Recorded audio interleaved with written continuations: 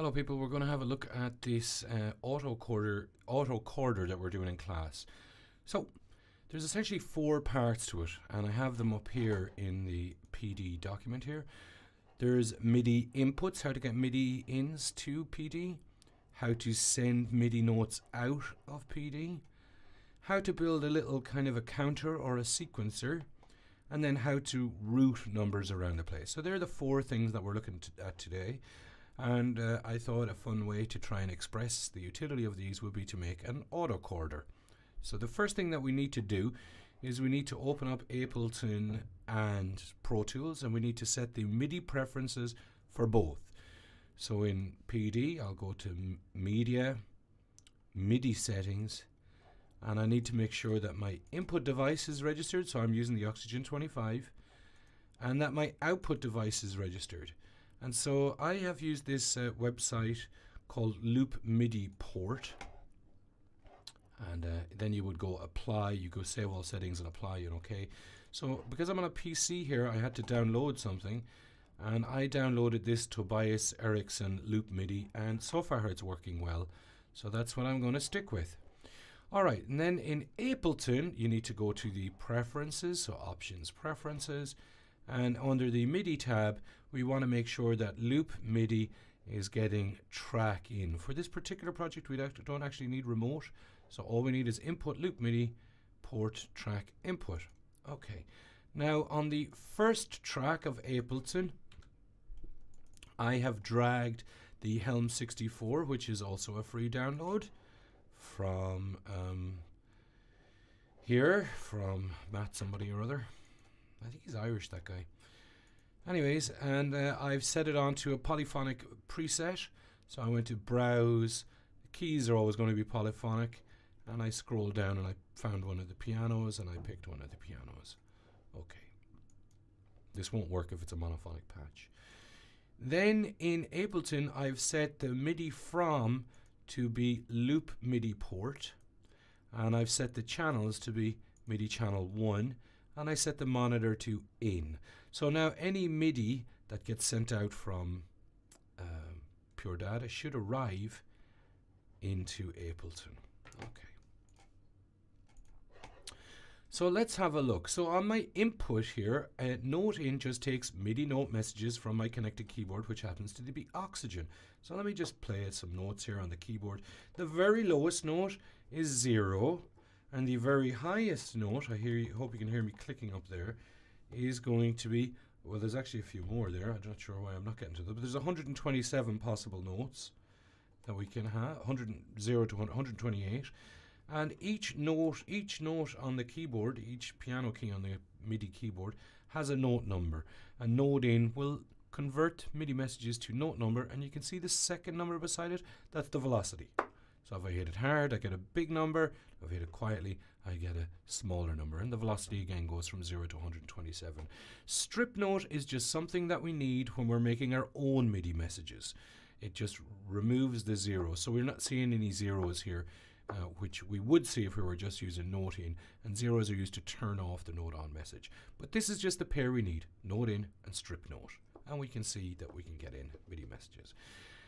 Now to get MIDI out of PureData, again, we're going to note out, and that means that this has been routed to the outputs that we suggested, and the outputs that we have suggested is the loop back, and we can see that it's going to make a note. A make a note has 3 inputs.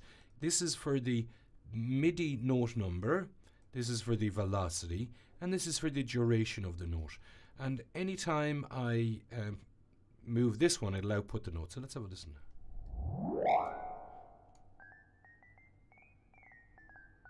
So we can hear all the MIDI notes there. But I can change their velocity, so I'll make them quite quiet. I'll put in 20, and then I'm going to type in another number in here, let's say 60. So we can hear that it's quiet. But now I'll go 120, and I'll type in, let's say, 64.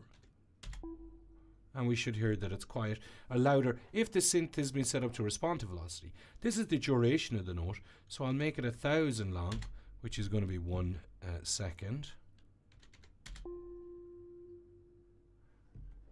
And then 1 second later, it's going to send out automatically make its own note off message with a velocity of 0. We don't have to worry about that. You can hear how that one is shorter. So strip note, note in, make note, note out. So that's MIDI in, MIDI out. All right. So that's what I'm going to do right now. I'm going to create another MIDI patch. Hopefully you can see that when I'm generating these numbers, the MIDI has been sent out of PureData, it's been routed into Ableton, and then down to the helm. So it's actually the helm that we're hearing. So what I'm going to do now is I'm going to start patching. And I'm just going to copy and paste some of these over. So I need these two. I'll just make them easier. So I'll go node in. I suppose I'll make our font a little bit bigger so as you can see it. I'll make it 16, okay, we can see it. And we need both of them at the same time, node in and strip note. And strip note needs both the pitch and the velocity. So okay. And if I wanted, I could send that straight to the make note object with a default of 100 velocity and 100 duration. And I could send that straight into the note out. Note out, and I would like to send the note outs on channel 1, please. And the make note, the note out also needs both. It needs the note and the velocity. So now I should just be able to play it.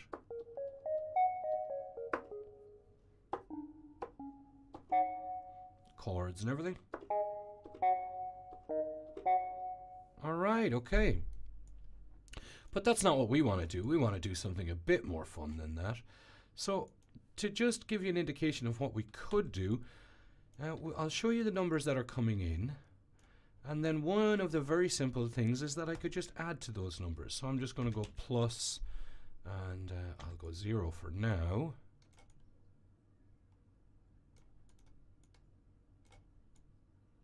And then I'm going to add a number box to this so as I can change the numbers in real time. And I just want to show you what's happening.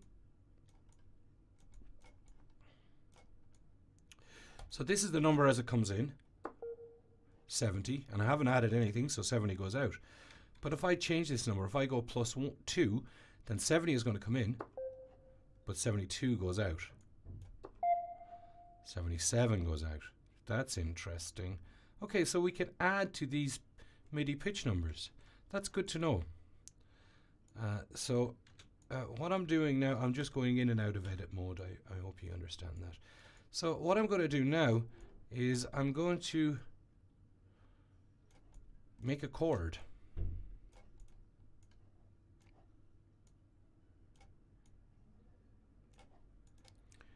And so I'm going to send this into all three at the same time. But I'll make this one plus 3, and I'll make this one plus 7.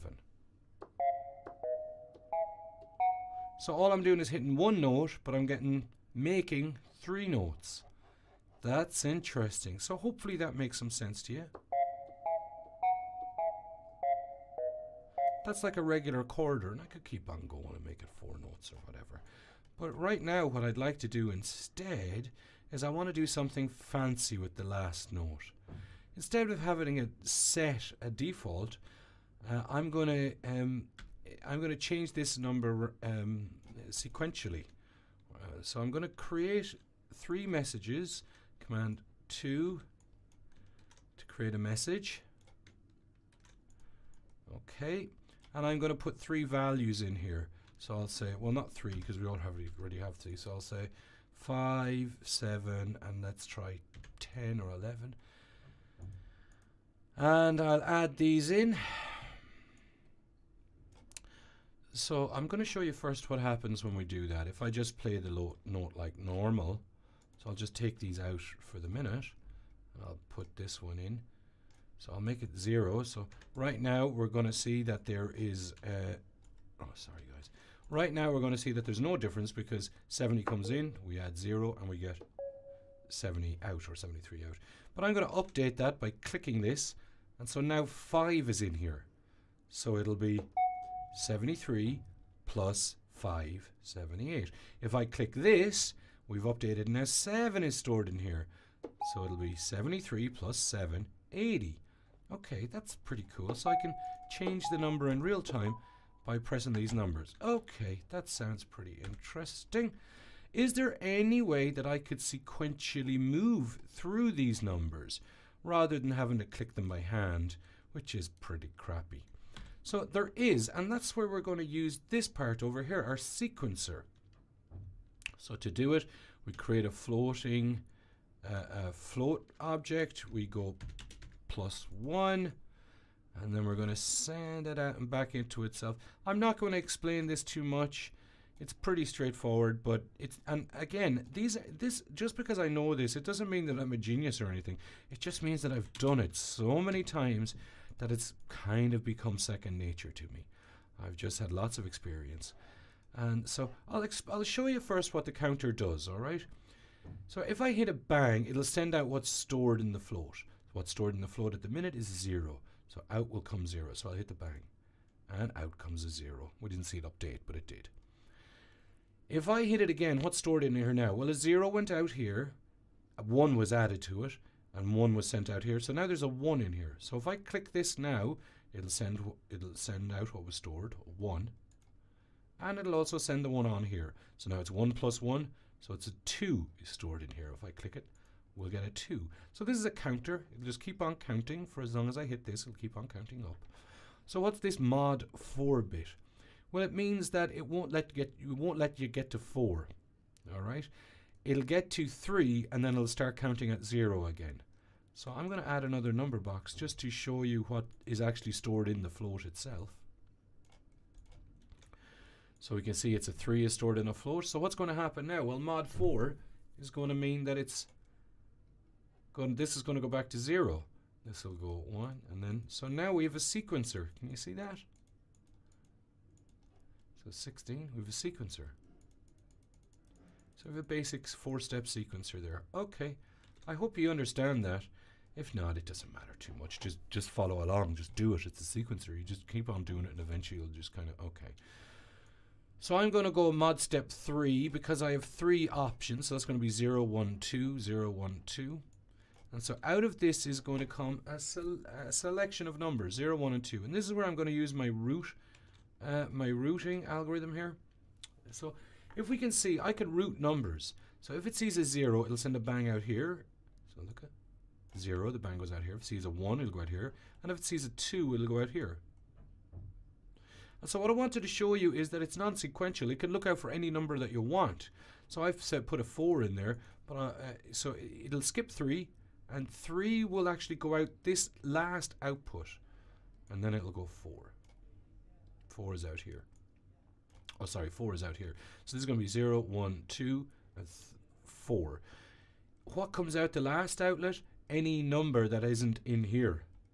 So we can see that what is actually sent out is the number and a bang, but I'm only using the number part now. So they don't have to be sequential numbers. It could be 30, 40, 66. It could be any number you want that you're on the lookout for. And I'm going to use these to bang these individual ones. So I'm going to hook this up. Oh, sorry. I'm going to hook this up with a root, R-O-U-T, and I'm going to say a 0, 1, 2. So if it sees a 0, it's going to send a bang out here. I'll tell you what, I'll make it more obvious. Now, normally I wouldn't put these in, but I will just because of we're learning. I'll put a bang on so we'll actually see it happening. All right. Normally I don't because it only takes up memory, displaying the graphics.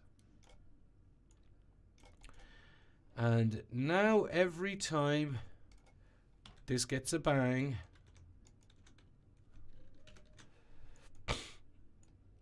hopefully you see the shortcuts I'm using down here. If not, just use the put menu. Everything's up here.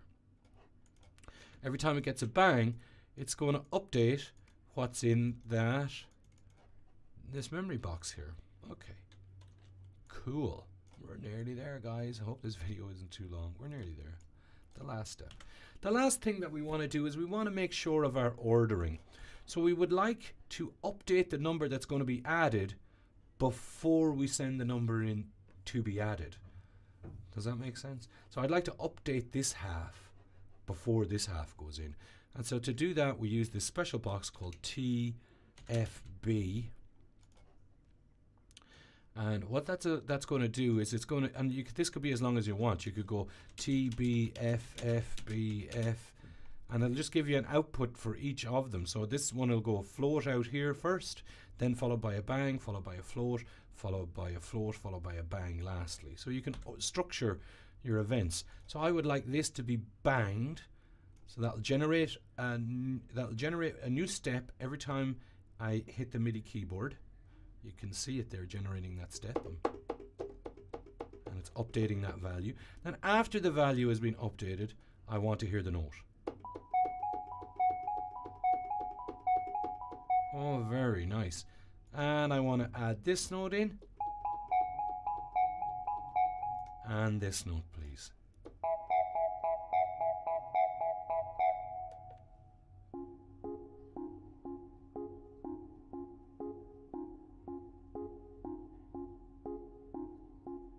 And it's very easy to modify it. I'll just say 4, and I'll add another number, 3, and I'll just add more of these.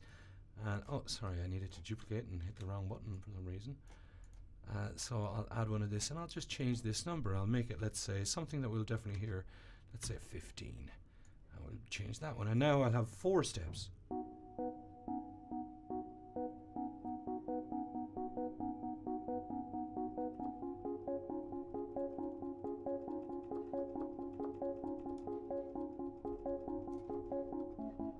And I want to show you the keyboard in PD, so you can see what it's looking like on the keyboard.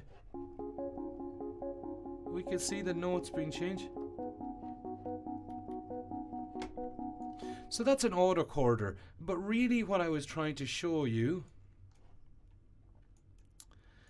was to give you a general understanding of how to get MIDI messages in, how to send MIDI messages out, how to create a counter, and how to route numbers. So this is what I was trying to show you. See if you can build that. I hope I made a reasonable explanation of reasonable attempt at explaining it. If you create the chorder on this half, maybe you could try and do something with these numbers to make every time I hit a single note on the keyboard, it's more interesting, because I can't play very well. This sounds much better than I could probably do by hand.